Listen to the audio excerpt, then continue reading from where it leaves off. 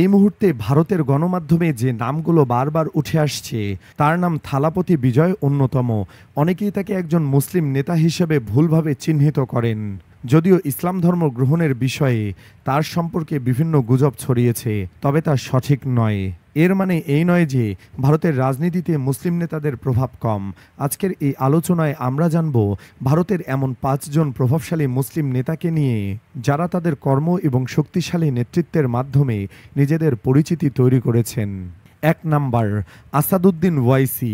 আসাদুদ্দিন ওয়াইসি ভারতের অন্যতম জনপ্রিয় মুসলিম নেতা হিসেবে বিবেচিত হন, যেমনটি টাইমস অফ ইন্ডিয়ার এক সমীক্ষায় উঠে এসেছে। গত বছর তাকে বিশ্বের 500 প্রভাবশালী মুসলিমের তালিকায় স্থান দেওয়া হয়েছিল। ভারত সরকার তাকে সংসদ রত্ন পুরস্কারেও ভূষিত করেছেন। লন্ডনে আইন নিয়ে পড়াশোনা করা ওয়াইসি ভারতের সবচেয়ে শিক্ষিত মুসলিম নেতাদের মধ্যে একজন। হায়দ্রাবাদে জন্ম নেওয়া এই নেতা সালারের এডুকেশন ট্রাস্টের অধীনে একাধিক হাসপাতাল, চিকিৎসা কেন্দ্র এবং 12টিরও বেশি স্কুল কলেজ পরিচালনা করেন, যেখানে হাজার হাজার মানুষ বিনামূল্যে চিকিৎসা ও শিক্ষার সুযোগ পান। তার প্রতিষ্ঠিত ওয়াইসি স্কুল অফ এক্সেলেন্স এবং ডেকান মেডিকেল কলেজ হায়দ্রাবাদের সেরা প্রতিষ্ঠানগুলোর মধ্যে অন্যতম। রাজনীতি, শিক্ষা ও জনসেবা সব ক্ষেত্রেই তার প্রভাব নিরন্তর বৃদ্ধি পাচ্ছে। 2 নাম্বার, মাওলানা আরশাদ মাদানি। মাওলানা আরশাদ মাদানি ভারতের অন্যতম বৃহৎ মুসলিম সংগঠন জমিয়তে উলামায়ে হিন্দের প্রধান এবং দারুল উলুম দেওবন্দের সাথে ঘনিষ্ঠভাবে যুক্ত। তার বক্তব্য ভারতের প্রতিটি প্রান্তে অত্যন্ত গুরুত্ব সহকারে শোনা ও অনুসরণ করা হয়। তিনি কেবল একজন ধর্মীয় নেতাই নন, বরং ধর্মনিরপেক্ষতা এবং মুসলিম অধিকারের মতো গুরুত্বপূর্ণ সামাজিক ও রাজনৈতিক বিষয়েও তিনি এক শক্তিশালী ভূমিকা রাখেন। তার প্রভাব শুধু সংসদের গণ্ডিতে সীমাবদ্ধ নয়, বরং সমাজের গভীরেও প্রসারিত। মাদানি আন্তর্জাতিক স্তরেও একাধিকবার ভারতের প্রতিনিধিত্ব করেছেন। তিনি মুসলিম তরুণদের শিক্ষা, ঐক্য এবং দেশের প্রতি ভালোবাসার পথে চলার অনুপ্রেরণা দেন। নাম্বার 3, ইমরান প্রতাপগড়হি। ইমরান প্রতাপগড়হি এক অসাধারণ ব্যক্তিত্ব, যিনি একজন কবি হিসেবে তার পথ চলা শুরু করে এখন একজন সংসদ সদস্য। তিনি কংগ্রেস পার্টির জাতীয় সম্পাদক এবং সংখ্যালঘু মোর্চার চেয়ারম্যানের দায়িত্ব পালন করছেন। উত্তরপ্রদেশের প্রতাপগড় থেকে উঠে আসা ইমরান তার হৃদয় ছুঁয়ে যাওয়া কবিতা দিয়ে অগণিত মানুষের মন জয় করেছেন এবং রাজনীতিতে মুসলিম তরুণদের বলিষ্ঠ কণ্ঠস্বর হিসেবে নিজেকে প্রতিষ্ঠিত করেছেন।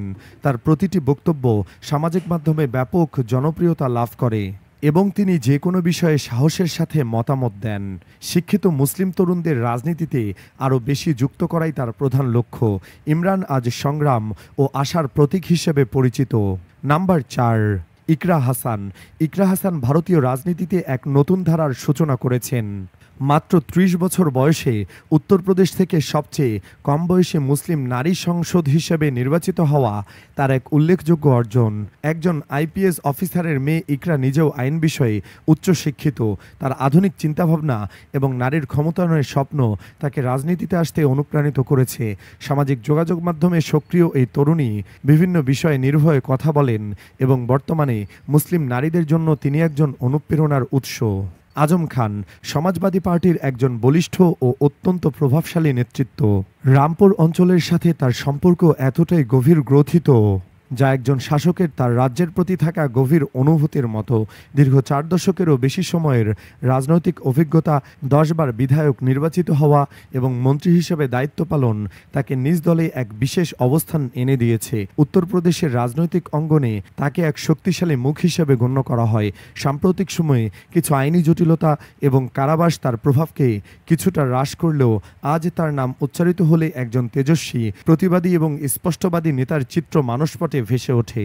বন্ধুরা, এই ভিডিওতে আলোচিত 5 জন নেতার মধ্যে আপনাদের প্রিয় নেতাকে মন্তব্যের ঘরে আপনাদের পছন্দের নামটি জানাতে ভুলবেন না। ভিডিওটি ভালো লাগলে আমাদের চ্যানেলটি সাবস্ক্রাইব করে পাশে থাকুন। আল্লাহ হাফেজ।